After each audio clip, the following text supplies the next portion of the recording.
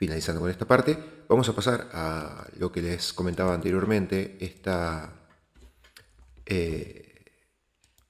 conferencia, jornada sobre la libertad de expresión y la censura que se realizó en España, donde estuvo presente en el Congreso de España, estuvo presente Agustín Laje y otros expositores más que vamos a ver en este momento. Lo tenemos que arrancar a ver en el 2.13. Bueno, en esta última mesa están algunos de los culpables de la preocupación que se tiene en la Moncloa y en las televisiones. Esto es lo que tengo que ver, pero lo pongo por aquí.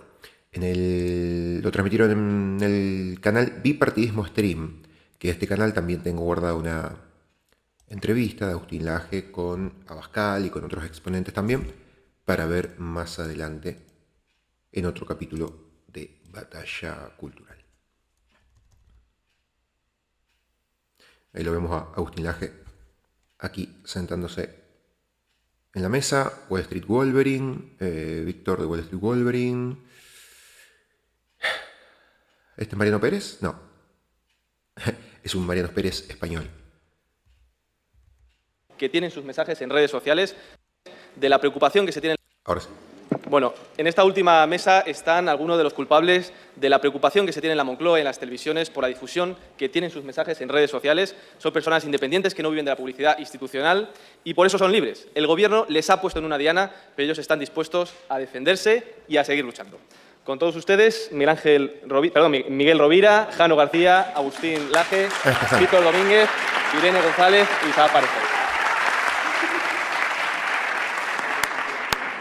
Empezamos por Agustín Laje, todos lo conocéis, escritor y politólogo, y queremos realizarte la siguiente pregunta. ¿Las victorias de Milei y Trump suponen una buena noticia para la libertad de expresión?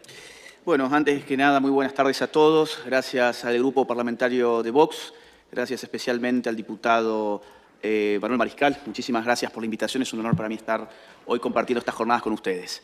Vamos a ver, yo establecería 3 ejes de análisis. Voy a tratar de hacerlo en 5 minutos en 3 ejes de análisis.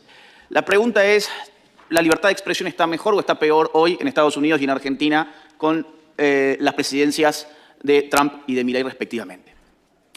Primer eje de análisis, la censura tradicional. Hablemos de la censura tradicional. ¿Qué es la libertad de expresión? Yo diría, hay libertad de expresión allí donde la razón y la voluntad del individuo informan su decir y este decir puede circular sin coerciones externas. Es decir, para violentar la libertad de expresión hace falta constreñir la voluntad y la razón de un individuo a través de una coerción externa. Y en ese sentido hay 2 maneras tradicionales de coartar la libertad de expresión. Por un lado, prohibir decir algo y por el otro lado, obligar a decir algo. Son las 2 maneras. No digas esto o al revés, forzosamente debes decir esto otro. Empecemos por lo primero. No podés decir esto. Bueno, en realidad, ni Milei ni Trump han desencadenado ningún tipo de persecución contra ningún periodista y contra ningún medio de comunicación, con lo cual ya eso es una ventaja si lo comparamos con los gobiernos anteriores, tanto de Estados Unidos como de Argentina. Pensemos, por ejemplo, incluso en la era Obama, periodistas de Fox, como James Rosen, perseguidos por los aparatos de inteligencia de los Estados Unidos. Ni hablar en la época Biden, perseguido el pueblo norteamericano en la época de la pandemia, donde incluso los jerarcas, los dueños de las redes sociales han salido a soltarle la mano en los últimos días de gobierno Biden y declarar públicamente que el gobierno norteamericano les obligaba a censurar. Es decir, ya tenemos ciertamente un avance en tanto y en cuanto ni Trump ni Milei han avanzado contra la libertad de expresión de medios periodísticos. En el caso de Milei podemos compararlo con el kirchnerismo. El kirchnerismo usaba 2 aparatos, el aparato fiscal del Estado para coercionar a determinados periodistas, para perseguirlos fiscalmente y destruirlos económicamente, y por el otro lado utilizaba también a los servicios de inteligencia. ¿Para qué? Para carpetear, como decimos en Argentina. La otra tiene que ver con obligar a decir algo. En Argentina nosotros tuvimos durante muchos años una institución que funcionaba como la policía del pensamiento orwelliana. Se llamaba INADI, un instituto contra la discriminación y la xenofobia, que te obligaba a repetir una serie de mantras ideológicos, como por ejemplo que las mujeres con pene existen. Quien les está hablando, de hecho, fue perseguido por esa institución. Básicamente, un día me llegó a mi casa una acusación de esta institución del Estado argentino, porque yo había puesto en un tuit que las mujeres con pene no existían, que eran en todo caso hombres disfrazados o eunucos con peluca. Y esto era terriblemente ofensivo para los eunucos con peluca. Entonces, ¿a qué me sometía el Estado argentino? Me sometía a cursos de reeducación en género. Yo debía tomar cursos alrededor de 6 meses para aprender a decir mujer trans, niño trans y todo este tipo de jerga. Yo dije, bueno, voy a ir, pero voy a ir con una GoPro y voy a filmar en vivo todo este desquicio. Y ya no me invitaron más, ya quedé excluido de la fiesta porque nadie quería que se supiera bien qué pasaba. Lo que hizo Milei fue pasar la motosierra. Y pasó la motosierra también y cayó la policía del pensamiento. Es decir, otro avance en términos de libertad de expresión. En segundo lugar, el segundo eje de análisis tiene que ver con la vulneración indirecta de la libertad de expresión a través del financiamiento público de medios y de periodistas. ¿Por qué esto vulneraría la libertad de expresión? En cierta manera porque habíamos definido libertad de expresión allí donde la voluntad y la razón del individuo informan el decir. Cuando el dinero del Estado aparece ya no es la razón ni la voluntad del individuo, sino que es el dueño de la caja del Tesoro Público, el que determina qué es lo que se publica y qué no se publica. Pero esa vulneración no solo es contra el periodismo, es también contra toda la ciudadanía pagadora de impuestos, porque al final del día el dinero del Tesoro Público sale de los impuestos de la gente y no toda la gente piensa en los términos en que el gobierno está imponiendo una línea editorial. Por lo tanto, se le está obligando al pueblo a costear con el fruto de su trabajo una expresión que voluntariamente en el mercado no hubiese pagado por ella. Por lo tanto, es una doble violación indirecta, en este caso, a la libertad de expresión de millones de personas. Y el tercer, bueno, en ese sentido hay que decir, Trump no está usando esos recursos a esos fines y en el caso de Milei, más aún, ha cortado la pauta estatal. El medio periodístico que quiera sobrevivir deberá interesar al cliente, al que está dispuesto a pagar por su información o por su opinión. Por eso es que los medios están tan desesperados y muestran todo su odio a la patria argentina, deseando que el pueblo vuele por 1000 pedazos para que regresen los que gobernaron siempre y extrayeron dinero para sufragar la vida de estos otros. Último, muy rápido. No solo estas dos vías de violencia contra la libertad de expresión es lo que ha germinado en los últimos años, sino una todavía más invisible, es cultural. Ha habido una cultura de la censura pública muy instalada, por doquier en todo Occidente, que llevó el título de cultura de la cancelación. Exactamente, justo iba a decir eso, cancelación. Recordemos que Agustín Laje en su libro La batalla cultural remarca mucho que la cultura es estructurante y también es estructura. O sea, la cultura es como un ciclo vicioso donde se van metiendo dentro de ese círculo ciertas ideas que van pregnando y quedándose en la cultura y que después estructuran y hacen aún más fuerte a ese círculo y a esa cultura. Por eso es estructura, pero también es estructurante. Está formada ya, pero también es formadora de aquellos que están inmersos en esa cultura. La idea era que quien sacara los pies del plato de la corrección política iba a perder su trabajo, ser escrachado públicamente, expulsado del colegio, de la universidad, de donde fuere. Iba a conocer el escarmiento. Y lo que se generó en este contexto de cultura de la cancelación fue algo que una politóloga descubrió hace varias décadas ya, una politóloga alemana, Noel Newman. Se generó una espiral del silencio. La espiral del silencio tiene lugar allí donde hay gente que percibe que su opinión está en minoría y por lo tanto se autocensura. No hace falta el concurso de la fuerza del Estado para censurarle. Esa persona está dispuesta a autosilenciarse con tal de no desentonar del clima de opinión hegemónica. Esto fue precisamente lo que rompió Milei en Argentina y lo que rompió Donald Trump en Estados Unidos. Hemos sido liberados de la nefasta cultura de la cancelación en Argentina y en Estados Unidos gracias al ejemplo de que aún contra toda la prensa del sistema se pueden ganar las elecciones. Que aún diciendo lo que uno piensa en redes sociales, uno puede no solo sobrevivir socialmente, sino vencer políticamente. Y en ese sentido, los estadounidenses están en deuda con Trump y los argentinos estamos en deuda con Milei. Gracias.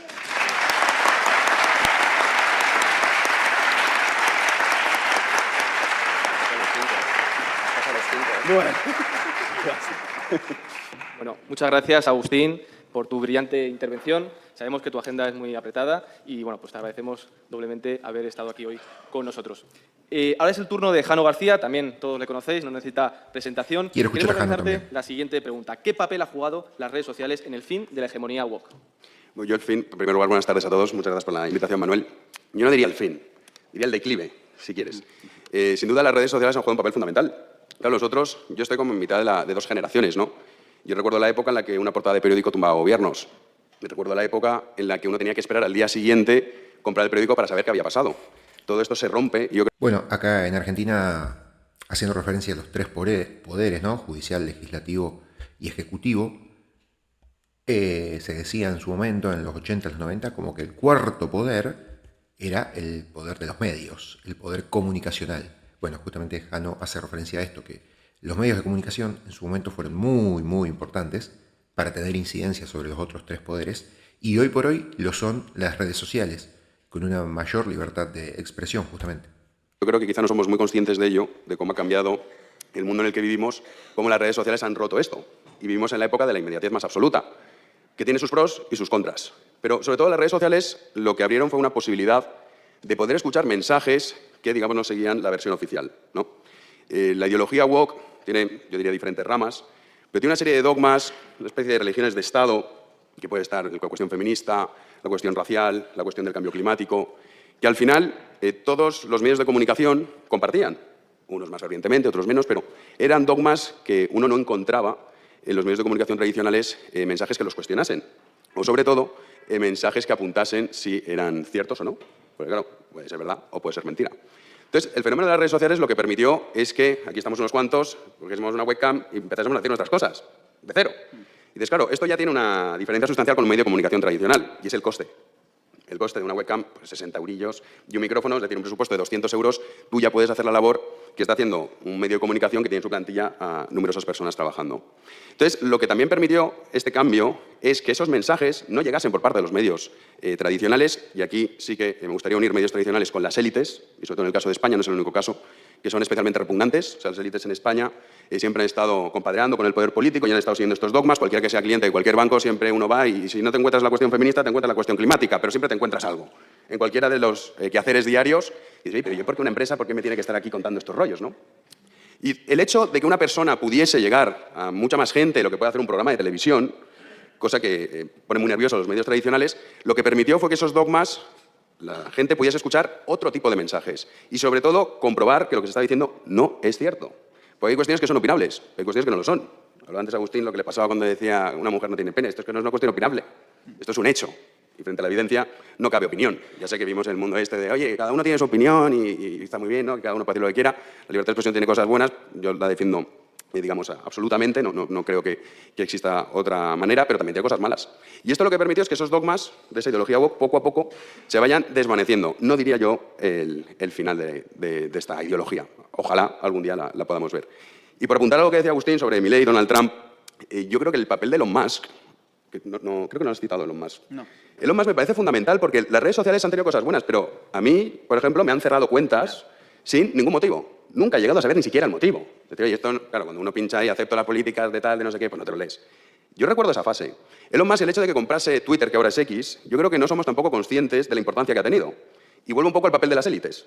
Es decir, el hecho de que Elon Musk, que podemos considerarlo como una élite, parte de la élite, decida gastarse su dinero para permitir que la libertad de expresión vuelva, en este caso, a X, es muy importante. Porque no era así desde el principio. A día de hoy, incluso, es verdad que con la victoria de Donald Trump lo vimos, ¿no? Cuando estaban ahí todos y de repente Zuckerberg dijo, ay, es verdad que mal estaba esto de los verificadores. Uy, me he dado cuenta ahora de lo terrible que ha sido perseguir la libertad de expresión. Es importante ese cambio porque las élites corruptas, al final, se deslizan hacia ese lado. No es el caso de Elon Musk. Elon Musk apostó por Donald Trump e hizo lo que hizo antes de saber cuáles eran los resultados, que tiene mucho más mérito. A mí Zuckerberg no es santo de mi devoción, por mucho que ahora diga que venga, que meta la libertad de expresión. Entonces, bueno, yo creo que las redes sociales, en definitiva, lo que han permitido es que lo que no venía por parte de los medios tradicionales, y por eso el odio y la inquina que se tiene particularmente con youtubers, o tenemos aquí el caso de Víctor, ¿no? Cuando dicen, no, es que se van a Andorra y no tributan, entonces los ancianos van a morir por las calles porque es que se ha ido a Andorra 4 youtubers que dejan de pagar impuestos. El odio, en el fondo, no es tanto eso, sino es el odio de haber perdido el relato. Porque la democracia, al final, de lo que se trata es de eso, del relato. Y el monopolio que disfrutaban ellos, sin duda, las redes sociales ha conseguido romperlo.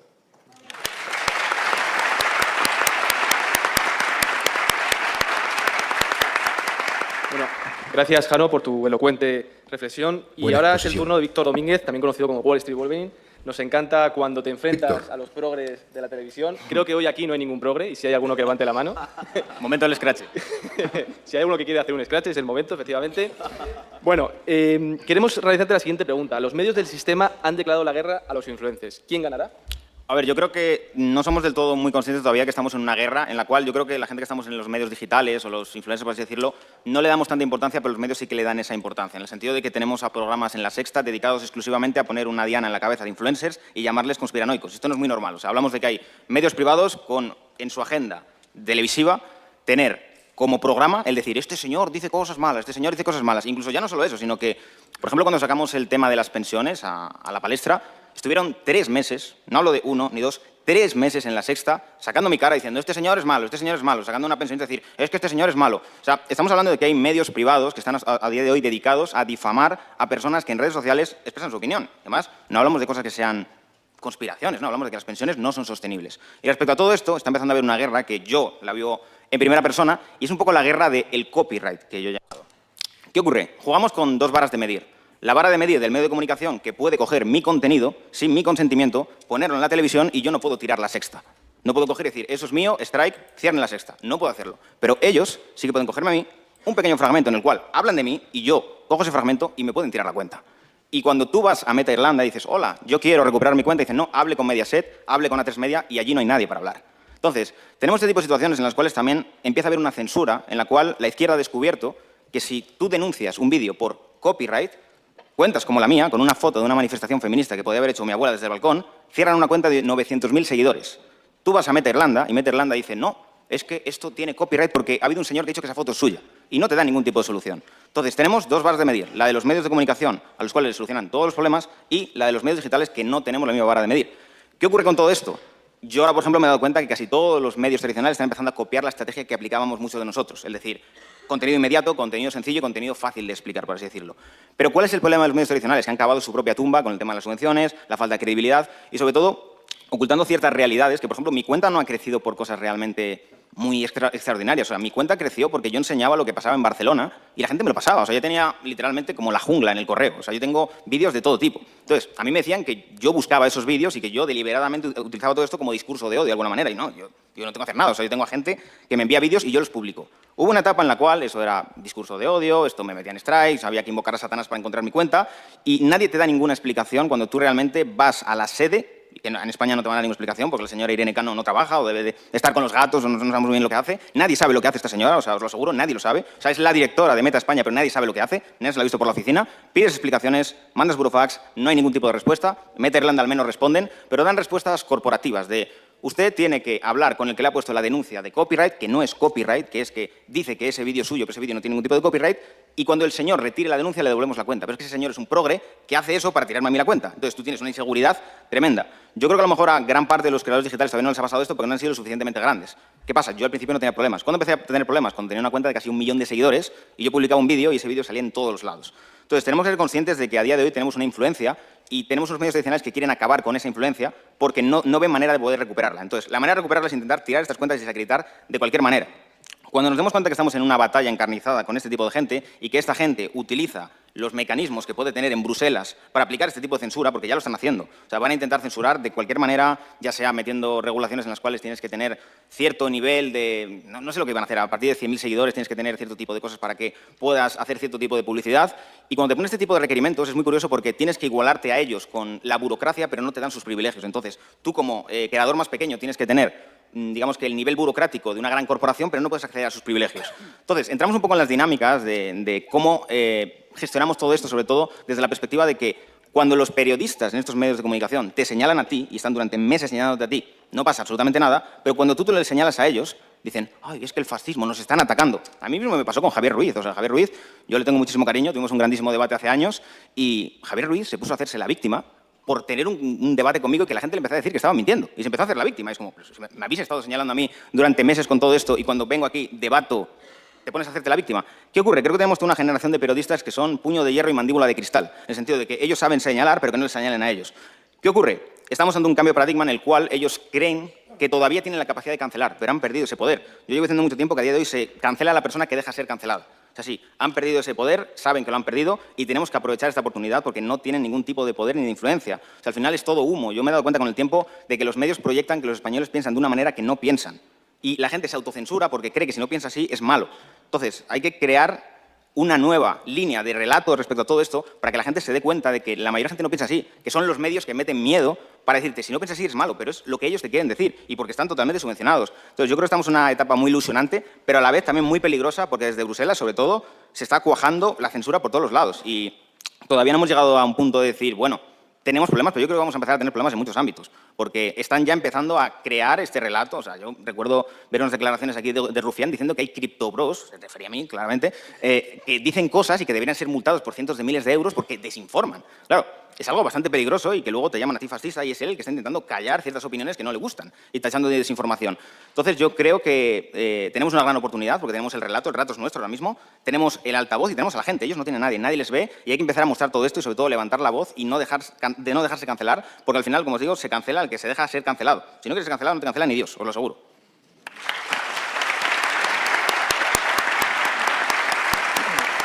Pues muchas gracias, Víctor. Ahora es el turno de Isaac Parejo, influblogger, todos le conocéis. A él también le han puesto en una diana, en medios de comunicación y también aquí en el Congreso de los Diputados. Así que tuyos son los micrófonos, efectivamente, para responder a Rufián, a Irene Montero y al que quieras.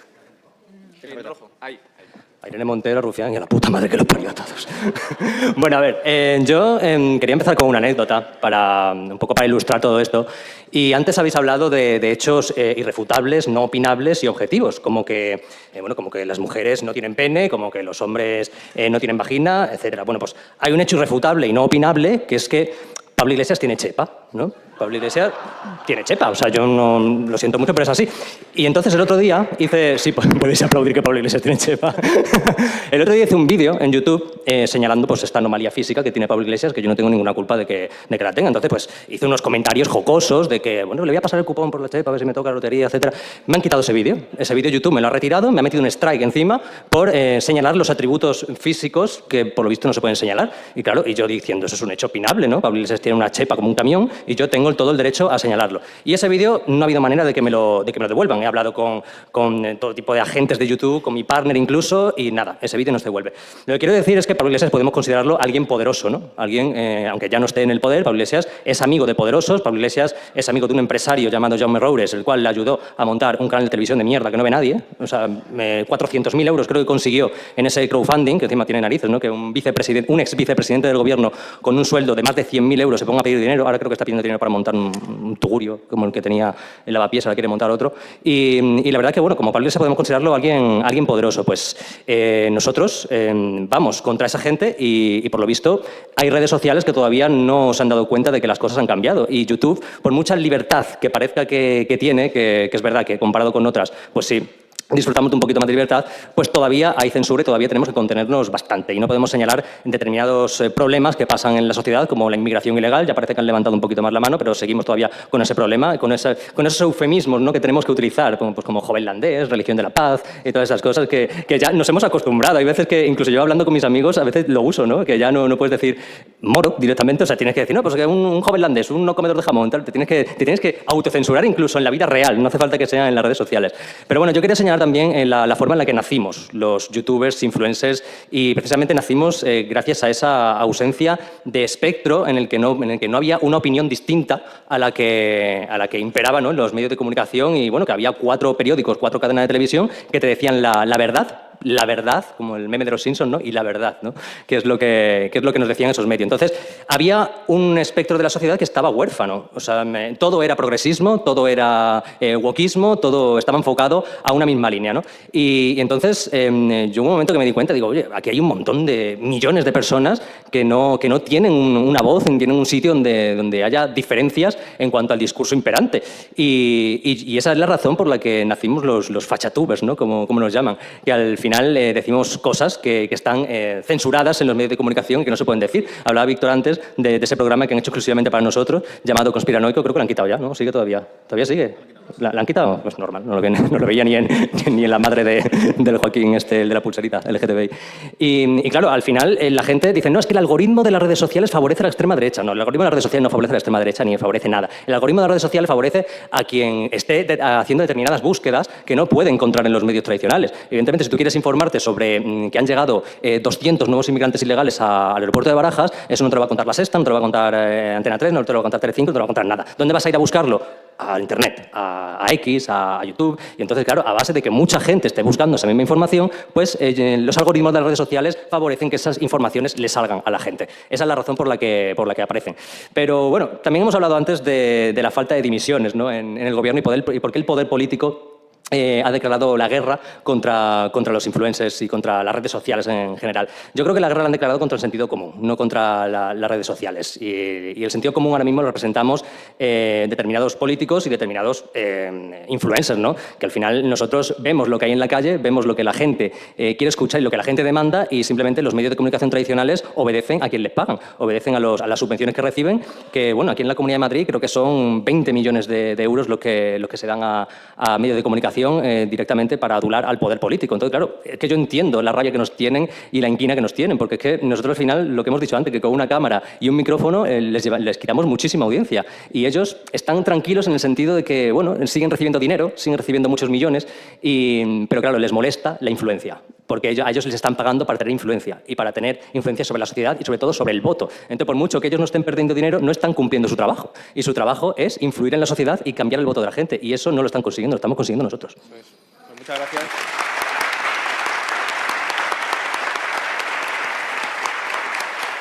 Muchas gracias, Isaac. Ahora es el turno de Irene González, escritora y abogada. Aquí estamos personas comprometidas con la libertad de expresión, pero nos están viendo también muchos ciudadanos que también quieren comprometerse con la libertad de expresión. Y por eso te queremos preguntar, Irene, ¿cómo pueden los ciudadanos defender su derecho a la libertad de expresión? Bueno, lo primero, buenas tardes y muchas gracias al Grupo Parlamentario Vox por haber organizado estas jornadas de libertad de expresión, y muchas gracias, Manuel, por la invitación.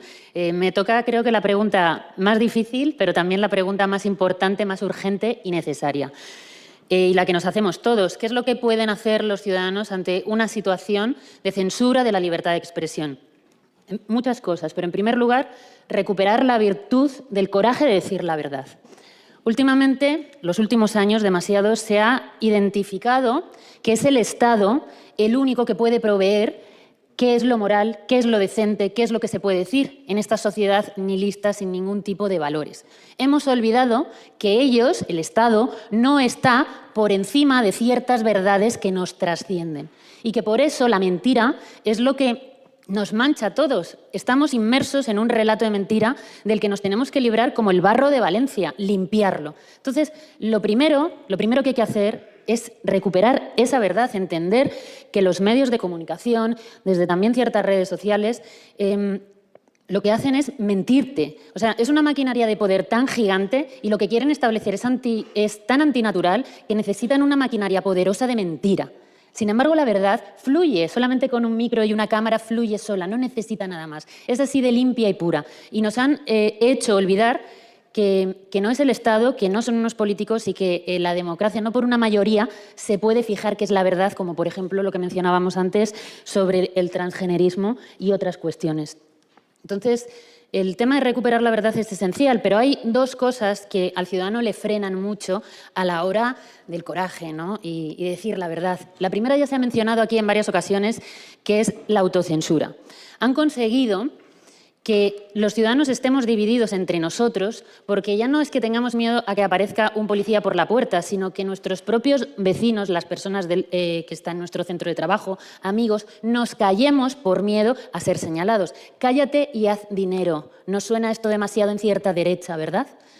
Pues entonces, esa autocensura, de la que ya se ha hablado mucho y no quiero extenderme tampoco más porque ya va siendo un poco tarde, hay que acabar con ella. Siéntanse libres y poderosos, que en el momento que se dice la verdad no pueden imaginar el efecto que tiene en el cobarde, y sobre todo porque en esta sociedad posmoderna la única cultura que ha sido capaz de crear es la cultura de la cancelación. Entonces, la verdad es una cosa que les aterra, se hacen pequeños, se hacen realmente lo que son. Entonces, en esta sociedad, los tiranuelos, la gente pequeña, la gente que es miserable, envidiosa y que se nutre de esa ira por no ser nada, son ellos los que mandan. Entonces, ¿queremos realmente que sean unas instituciones como el Estado lo que identifique lo legal con lo moral? ¿Necesitamos que estas personas, que son lo peor de la sociedad, nos hagan autocensurarnos? Y voy con la segunda parte, que es, claro, los malos aprietan el acelerador, y una de esas cosas es a través de un artefacto, un látigo de doma, que es el delito de odio, que se ha mencionado aquí anteriormente en las anteriores mesas. Cuando se ha delegado en el Estado, que es el que puede decir qué es lo moral, qué es lo decente, y se ha eliminado toda otra fuente de verdad, pues al final, ¿qué es lo que va a hacer el Estado? Sus incentivos son en perseguir y penalizar todo aquello que cuestione su poder. Eso es precisamente el delito de odio. Luego, otra de las cosas es que también vemos que la policía se está encargando, o se encarga en otros países de Europa, como puede ser especialmente Reino Unido, de ir a perseguir a las personas que están diciendo cosas, que ponen un tuit, que cuelgan un vídeo. Es decir, el Estado, esas instituciones con esa democracia que se ha sacralizado, está convirtiendo a través de la legislación a la decencia y a la gente normal a la hora de decir la verdad en los delincuentes, y que sean los criminales los que queden impunes y puedan encima establecer lo que es moral en esta sociedad. Estamos exactamente invertidos en ese sentido. ¿Es difícil salir de esto? Es difícil, pero si se ha llegado a una situación de derribo y de ruina aprobando una serie de leyes, se podrá revertir esa situación aprobando solo leyes.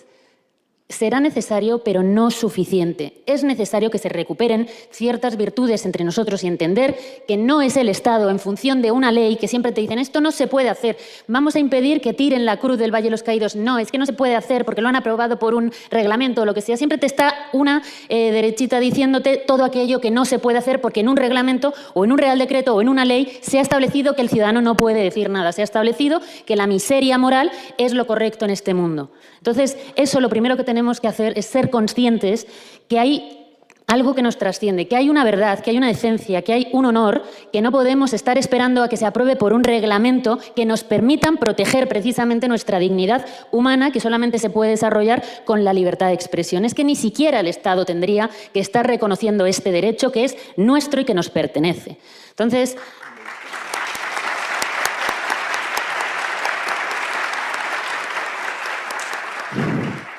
no quiero extenderme mucho más, pero como me han preguntado qué pueden hacer los ciudadanos, aparte de votar bien, que es importante, pero no esperen a un reglamento, a una ley, que les dejen hacer algo. Atrévanse a que van a venir, además, a poner a policías a impedir a lo mejor que se vayan a hacer protestas en ciertos sitios, como pasó en Ferraz, como pasará probablemente en el Valle de los Caídos. No piensen en ningún momento que los delincuentes son ustedes. No permitan que establezcan esa mentira, salgan de esa mentira, sean libres, vayan a por la verdad y vuelvan otra vez a buscar una sociedad que tenga unas virtudes que no tengan que estar aprobadas por el Estado, unas virtudes que estén relacionadas con el honor, con la verdad, con la decencia y con la honestidad. Sean personas valiosas, creen una sociedad valiosa y así no podrá venir Ursula von der Leyen a decirnos nada, empezando por ahí.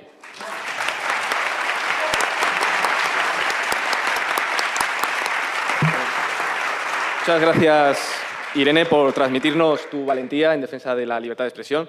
Y ahora vamos con Miguel Rovira, también conocido como Joven Europeo, a quien le vamos a realizar la siguiente pregunta. ¿Qué papel han tenido las grandes corporaciones en la persecución contra la libertad de expresión? Bueno, si hay algo seguro es que cada vez soy menos joven, pero si hay algo todavía más seguro es que soy menos europeo. En primer lugar, pues daros las gracias por organizar todo esto, especialmente a ti, Manuel, por dejarme participar. Y respondiendo a tu pregunta, yo creo que hay dos modelos de corporaciones que de alguna forma han inferido en el debate público, ¿no? De un lado tendríamos las empresas que han funcionado con una correa de transmisión, todas las conocemos. Son empresas que simplemente han asumido el mensaje woke y bueno, lo han aplicado a sus contenidos. Hay muchísimos ejemplos, desde cuchillas de afeitar que hacen campañas contra hombres con las consiguientes pérdidas en bolsa, hasta pues, remakes de películas o pues, la comunicación del fútbol, por ejemplo, entre países occidentales y orientales con motivo del orgullo, ¿no? De otro lado, estarían las empresas que directamente han cercenado la libertad de expresión. Todos sabemos cuáles son, todos habéis sido víctimas de ellas. Y creo que es primordial denunciar en lo que se han convertido porque son quienes van a modelar y van a cincelar ¿Qué pasa? Es que no pasa. No pasa. De otro lado, como decía, están las empresas que van a, el día de mañana, tener el marco de toda la comunicación, porque si atendemos a la televisión y a la radio, pues vemos que su camino es el que es, ¿no? Yo quiero dar unos datos que son muy interesantes para dar un poco de contexto a esto que estoy diciendo en cuanto a censura se refiere. Unos son del MCC y otros del Media Research Center, según los cuales, solo en el año 2019, se habrían censurado 233.000 cuentas con inteligencia artificial, 9.471 contenidos directamente señalados por organizaciones no gubernamentales y 30 señalados en instancias directamente de gobiernos, ¿no? Por otro lado, tenemos, según el Media Research Center, solo entre enero de 2020 y abril de 2022 se censuraron 800 contenidos en Estados Unidos. No digo contenidos como perfiles, son contenidos, o sea, temas sobre los que se hablaba. Y resulta curioso saber, además, que gracias a Elon Musk, lo mencionabais antes, en diciembre de 2022 se filtraron los famosos archivos de Twitter, gracias a los cuales supimos, por ejemplo, que el FBI y redes sociales, como por ejemplo la de Mark Zuckerberg, habían llevado a cabo censura arbitraria antes de las elecciones estadounidenses para no inferir, lo cual es bastante paradójico, ¿no? Porque si aplicas censura para que no se hable sobre un tema, quien estás infiriendo es esa persona, ¿no? Esto no es algo que haya dicho Elon Musk, no es algo que haya dicho yo, no es algo que haya dicho un tercero, esto es algo que reconoció el propio Mark Zuckerberg en una entrevista con Joe Rogan hace poco, ¿no? Y también, en la cual, por cierto, habló del famoso portátil de Hunter Biden y de cómo, a instancias del FBI, se censuró el debate, sencillamente. Creo que el ejemplo más famoso de censura es el que sufrió Trump, creo recordar el año 21, cuando fue expulsado de todas las redes sociales. Y esto creo que nos tiene que hacer pensar, especialmente a cierta corriente liberal, que piensa que la dicotomía entre individuo y Estado es donde se mueve la libertad. Pues este tipo de cuestiones han puesto de manifiesto que no, que hay corporaciones que pueden actuar de forma muy arbitraria, muy nociva, con unos valores en bolsa que pueden rivalizar incluso con el Producto Interior Bruto de algún país, y que el Leviatán ha cambiado, que no necesariamente tiene que ser un Estado despótico o tiene que ser un gobernante, ¿no? Esta asociación entre ideología y empresa, o entre ideología y hegemonía, no es nueva. Tiene una explicación muy sencilla, es el dinero. Muchos conoceréis a Edward Bernays. Edward Bernays era el padre de la propaganda moderna y además era sobrino de Sigmund Freud, ¿no? Pues para rematar ya, ¿no? Este señor fue uno de los grandes propagandistas del siglo XX, escribió un libro muy famoso, se llama Propaganda, lo escribió en 1928, y llegó a la conclusión de que si se podía relacionar los productos comerciales con la política, pues se podía hacer dinero, ¿no? Esto es un poco la explicación, estoy intentando remontarme, ¿no?, la explicación histórica. Entonces él dijo, bueno, aplico el psicoanálisis de mi tío y llegó a la conclusión de que si aportamos un valor extra, es decir, si aportamos moralidad a los productos, se venderá más fácil, ¿no? Un ejemplo de ello lo tenemos con el voto femenino, por ejemplo, en 1920, cuando se aprobó en Estados Unidos. Él se dio cuenta de que, ligando esa lucha de las mujeres a la comercialización de productos, pues se obtendrían mayores rentabilidades, ¿no?, mayores ventas. Tanto es así que en el año 1929 es contratado por una tabacalera con el objetivo de incorporar a las mujeres al consumo de tabaco, porque por aquel entonces estaba mal visto fumar. Entonces, vio que si relacionaba la libertad de las mujeres, el sufragismo y la autonomía con este producto, que en principio no tiene absolutamente nada que ver, pues obtendría mejores resultados, y así fue, ¿no? Entonces, denominó a los cigarrillos como antorchas de las libertades, en casación pues con la lucha que habían traído las mujeres del siglo XIX, ¿no? El éxito fue absoluto, y tanto es así que hoy no nos sorprende a nadie ver a una mujer fumar, ¿no? Creo que una parte de su libro que yo creo que es muy significativa, que es muy cortita, que hace alusión a todo esto y creo que también explica cuál ha sido la actitud de las corporaciones, ¿no? Dijo él, la manipulación consciente e inteligente de los hábitos y opiniones organizados de las masas es un elemento de importancia en una sociedad democrática. Quienes manipulan este mecanismo oculto de la sociedad constituyen un gobierno invisible que detenta el verdadero poder por el que se rige nuestro destino. Quienes nos gobiernan, moldean nuestras mentes, definen nuestros gustos o nos sugieren nuestras ideas, son en gran medida personas de las que nunca hemos oído hablar. Conclusión. Hay que entender que las empresas no tienen votantes, tienen clientes, y que tenemos los medios y tenemos la disposición para hacerles creer, y hay buenos motivos para ello, que nuestras ideas son ideas rentables, que nuestras ideas no son ideas disolventes, que nuestras ideas apuestan por la verdad histórica, que nuestras ideas no nos enfrentan y que, por lo tanto, apostar por nuestras ideas también en la comercialización de sus productos va a ser beneficioso para ello. Buena prueba de ello, prueba de que esto es al alza, es que muchos de vosotros, yo me incluyo entre vosotros, en el caso de Jano empezasteis con la webcam y ahora tenéis la posibilidad de hablar aquí, ¿no? Entonces, esto creo que es un símbolo de los tiempos que nos invita al optimismo y como ya que estamos en época papal, ¿no?, pues para recuperar un poco el ánimo, pues nos invita a no tener miedo. Yo creo que es un poco la pauta que debemos de seguir.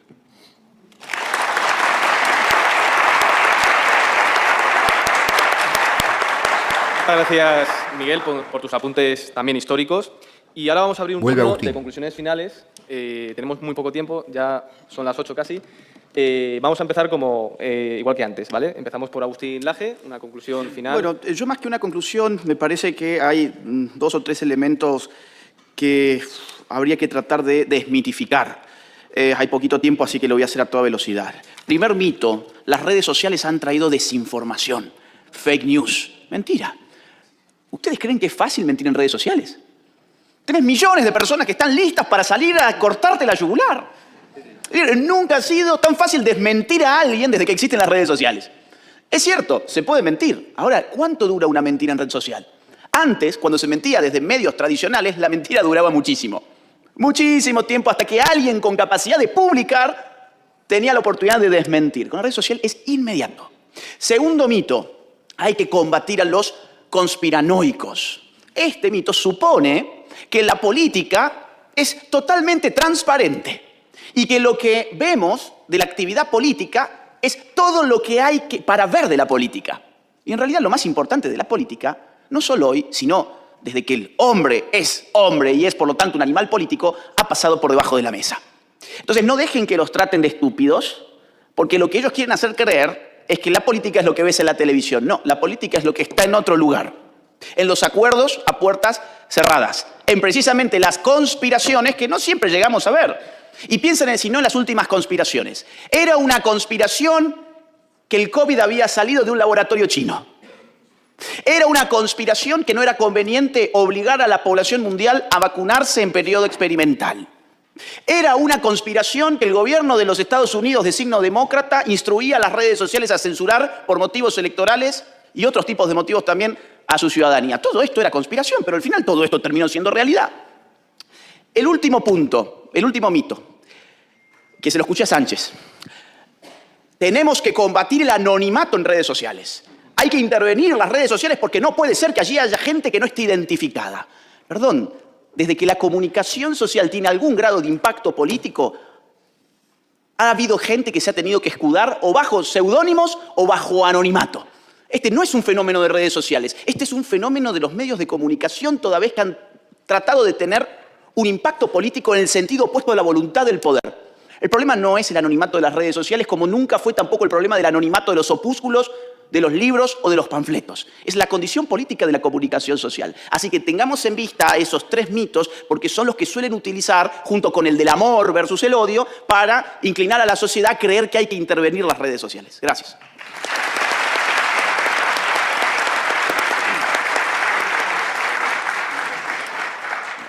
Voy a bajar un poco el suflé, porque veo mucho optimismo. Yo sí quiero dejar un mensaje de advertencia, porque es verdad que el relato cada vez es más complicado de mantener por parte de los medios de comunicación tradicionales, el poder político y esa connivencia que Miguel también comentaba con las élites. Pero no hay que olvidar, redes sociales puede estar en manos de Elon Musk o no. En realidad son muy pocos. Tienes el caso de Google, que es YouTube, el caso de Meta con Instagram y Facebook, y ahora el caso de X con Elon Musk. Pero no hay que olvidar que son muy pocos los protagonistas que tienen en su mano la decisión de cómo los algoritmos, la censura que hemos vivido de los que estamos aquí, la pérdida de cuentas, etcétera, etcétera, puede cambiar de la noche a la mañana. O sea que yo lo que hago es una advertencia y sobre todo animar a seguir en esa línea. Porque es cierto, comentaba Agustino, que se dice muchas veces que es que claro, en las redes sociales se miente. Esto a veces lo escuchas en la cadena SER. Dices, coño, ¿qué cadena SER diga esto? O el grupo Prisa, La Sexta, etcétera, etcétera, ¿no? Dices, sí, en las redes sociales se miente porque, como digo, es un fenómeno que yo creo que todavía no somos conscientes del impacto que ha tenido en la sociedad. Y es que en las redes sociales, al instante, recoge todos los componentes de la naturaleza humana. O sea, sí, claro, está el honesto y está el mentiroso. Está el honrado y el que no lo es. Esto es evidente que ocurre. Pero ese mensaje que se traslada de que las redes sociales son un peligro porque está una panda de locos, o muchas veces se coge al loco real y entonces se intenta proyectar que solo lo que uno ve en redes sociales es ese tipo de perfiles, en el fondo lo que revela es el gran temor a perder el relato. Decía Miguel que era una cuestión económica. Yo creo que es una cuestión de poder. El caso de España es que es un ejemplo perfecto. Agustín, en Argentina también lo conoce bien. Y es, si uno coge y dice las grandes empresas españolas, ¿qué es lo que financian? Porque muchas veces pensamos la publicidad institucional. La publicidad institucional es un porcentaje ridículo para la mayoría de medios de comunicación. Lo gordo que tiene cuando está el Banco Santander, por ejemplo, cuando está el caso de Iberdrola con sus energías verdes renovables, ahí es donde está lo gordo. Ahí es donde está el poder y ahí es donde está luego ese componente político en el cual en el BOE la mayoría de obras vienen designadas por el político de turno. El gran temor no es tanto una cuestión económica, es una cuestión de poder, de manejar a la sociedad, porque ellos viven muy cómodos. Ellos no hacen co-living. No, el co-living es para ti. Ellos no van a dejar de viajar en avión. Tú vas a dejar de viajar en avión. Ellos no les importa que ahora con la reducción de la jornada laboral, por ejemplo, que se va a aprobar en breve, esto es lo que dicen, a ellos les da igual, las grandes empresas pueden mantener esto. ¿Quién es el que no puede? La pequeña y mediana empresa. O sea que en realidad la batalla no es tanto por una cuestión de relato, que sí, sino que es una cuestión de unas élites que se han dedicado a aprovecharse de una situación frente a una sociedad que desgraciadamente a día de hoy todavía hay un porcentaje mayoritario que sigue comprando las ideas que se venden.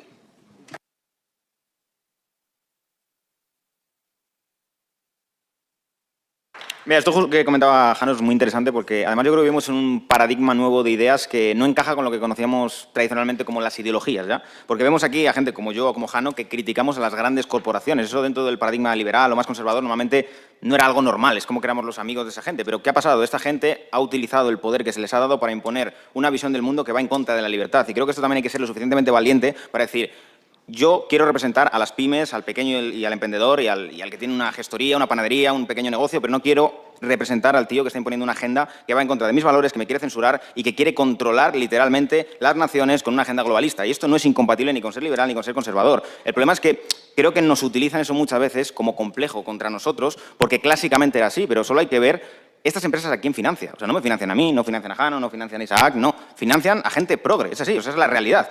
¿Quién hace series a esta gente? Amazon, ¿a quién le hace series? Netflix, ¿a quién le hace series? O sea, el gran capital a día de hoy está a la izquierda. Y eso hay que entenderlo. Las grandes corporaciones no es lo que nos han vendido como, no, es que estos son los grandes capitalistas amigos de la derecha. No, no, esto ha cambiado. Solo hay que ver el IBEX. El IBEX literalmente es lo más anticapitalista que puede existir. Está totalmente vinculado al gobierno y lo que busca es la subvención o el contrato público de turno y la puerta giratoria del político. Entonces, hay que entender este nuevo paradigma y también este nuevo paradigma de los medios de comunicación. Medios de comunicación que tienen una estructura deficitaria, una estructura que no pueden sostener y que yo desde aquí también llamo a muchos periodistas a que abran un nuevo universo en el cual pueden ganarse la vida sin tener que trabajar para esta gente. Y ellos pueden ganarse la vida muy bien, os lo aseguro. En Internet, si hacen un buen trabajo, se pueden ganar la vida muy bien sin ser prostitutas de esta gente. Es así, podéis ser buenos periodistas, no necesitáis lamerle el culo a nadie, podéis ganar bien la vida.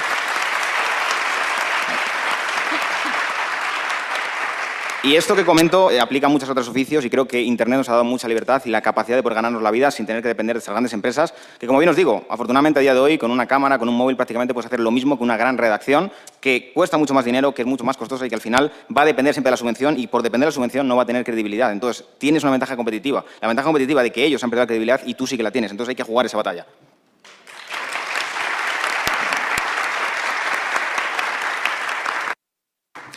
Bueno, yo creo que el mayor miedo que tiene el poder político es sobre todo el haber perdido, el estar perdiendo la hegemonía cultural. Yo creo que eso es lo que más les reviente y el mayor daño que le hacemos. Porque realmente, o sea, ellos vivían muy bien, vivían muy cómodos cuando tenían una derecha, porque me gusta llamarme derecha, o sea, a mí eso de decir, no, ni derecha ni izquierda, una mierda. O sea, soy de derechas y lo digo claramente. Pero estaban acostumbrados a una derecha domesticada, a una derecha blandita que nunca contestaba, que siempre ponía la otra mejilla, que les llamaban nazis y fachas y decía, sí, venga, pues venga, voy a ser un poco más progre. Claro, ahora de repente ha salido una corriente que les contesta, ¿no? Y que no se callan. Entonces yo por eso soy muy defensor de bajar al barro con ellos, porque ellos son muy de bajar, de estar en el fango, ¿no? Y de atacarnos desde el fango. Y yo siempre he defendido que para vencer a esta gente hay que bajar donde están ellos. Y por eso muchas veces me dicen, no, eres muy faltón, eres muy insultón. Es que ¿alguien piensa que un comunista se merece otra cosa? Yo creo que no. Así que hay que bajar donde están ellos y luchar con sus mismas armas, que es lo más importante.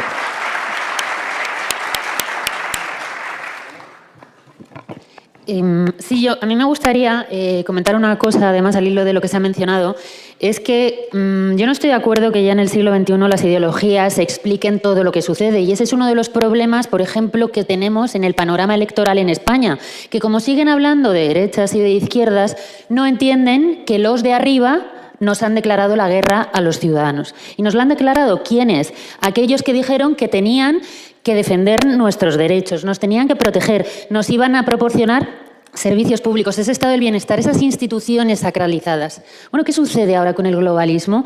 Que en nombre de la democracia siguen manteniendo esa palabra, diciendo que esto es así porque lo ha votado la gente. Esas instituciones del poder del Estado, un poder casi absoluto, se junta con el enorme poder financiero y económico que hemos visto de las grandes corporaciones, que tienen unos intereses que nada tienen que ver ni con la patria, ni con los ciudadanos, ni con ninguno de los que estamos aquí. Ellos tienen otros intereses, otros incentivos y se van a valer de todas las herramientas de poder posible para quitarnos todo lo que tenemos y todo aquello que ya no van a tener nuestros hijos. Y lo van a hacer a través de instituciones huecas. Todo va a estar por delante, va a estar una democracia formal, va a aparecer estas instituciones a las que les tenemos que tener un respeto reverencial y, sin embargo, están controladas por estas grandes corporaciones que hemos estado hablando, que son además las que van a establecer la moral. Es que ya la moral no es que se establezca por el Estado, sino por corporaciones que deciden que los valores de la ideología de género, el clima o la guerra, cuando ellos decidan, es lo que va a estar. Entonces, recuerden... Con esto ya concluyo. Buscar la verdad, luchar por ella, perder todo miedo a que les digan cualquier cosa y, sobre todo, atreverse a pensar fuera del marco de derechas y de izquierdas y entiendan que los que están en unas instituciones y en unas corporaciones no están defendiendo unos valores de derecha o conservadores, al revés, les han declarado la guerra a ustedes. Es así de grave.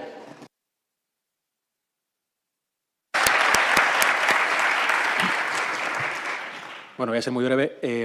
Creo que hay que dejar claro, muchas veces nos centramos en Pedro Sánchez o en las grandes corporaciones o en 4 propietarios de empresas que enmarcan el debate de los usuarios, pero también hay que señalar a aquellas personas que tímidamente, amparados en reglamentos, amparados en pequeñas leguleyas, evitan actuar, ¿no?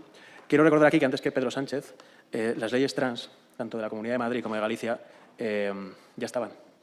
Antes de Pedro Sánchez ya se había reformado el Código Penal para introducir los delitos de odio y negar la biología básica. Esto fue en el año 2015. Antes de Pedro Sánchez ya había jueces, ya había ministros, como el caso del ministro de Justicia, criticando sentencias y deslegitimando el Estado, ¿no? Creo que es importante señalar esto y no quedarnos en la anécdota. Claro que Pedro Sánchez es un déspota, claro que Pedro Sánchez es un narcisista, claro que Pedro Sánchez tiene una agenda, pero no hay que olvidar que hay otros que, amparados en pequeños resquicios legales, evitan actuar, ¿no? Creo que estamos en una época en la que tenemos todo más fácil, la verdad lo pienso. Creo que tenemos la posibilidad de expresarnos con mucha mayor facilidad. Todas las épocas han tenido dogmas, todas las épocas han tenido censuras, pero no todas las épocas han tenido la posibilidad que tenemos nosotros dentro de nuestros pequeños dispositivos móviles. Creo que en ningún momento debemos de caer en la máxima feminista de la izquierda de lo personal es político. Creo que lo personal no es político. Tenemos que devolver el sentido común y no tenemos que hacerlo haciendo uso de sus dogmas ni de sus marcos. Creo que es un momento bonito. A todos nos habría parecido más fácil nacer siendo Broncano o Ángels Barceló, pero ¿quién hubiera querido esa vida? Teniendo la posibilidad de desafiar, de hacerlo desde nuestras casas o, pues gracias a Vox, ahora desde el Congreso. Gracias. Bueno, creo que estamos. Bueno, concluimos esta mesa. De nuevo, muchas gracias a todos vosotros. Exacto, sí. Hasta acá entonces con esta conferencia sobre censura y, bueno, libertad de expresión, donde participó Agustín Laje, Víctor de Wall Street Wolverine, Jano y demás. Participante, bueno, infoblogger que está acá a la izquierda, he visto algún que otro video, nomás que no, hace mucho ahora que no lo veo, no lo consumo.